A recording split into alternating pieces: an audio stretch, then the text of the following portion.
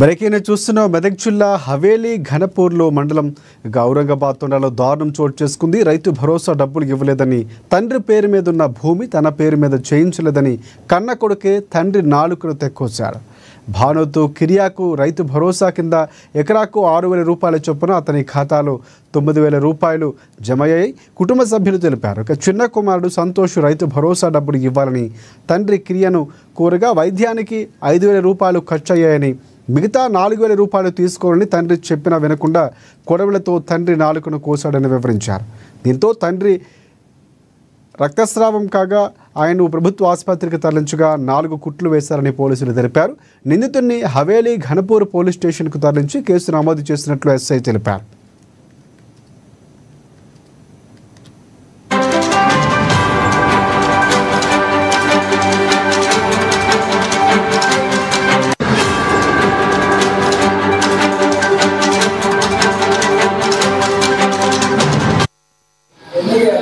రైతు బంధు పైసల కొరకు నాకు కావాలి పైసలు మొత్తం.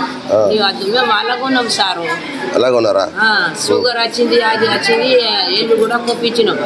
3,000 నేను ఉంచుకుంటా, 2,000 ఇస్తా అంటే నువ్వు ఎందుకు ఇస్తావు అని తీసుకోలేడట. సప్పుడు తగ్గచ్చి గొడవలతో ఈడ కొడితే సరిగా రాలేదు.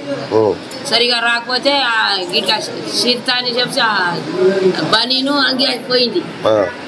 ఆడికెళ్ళేమో ఇంకో పాటి తెచ్చిందేమో గిట్ల గుంజేసిండు కొడవలతోటి. నాలుగు తెగిపోయిందా?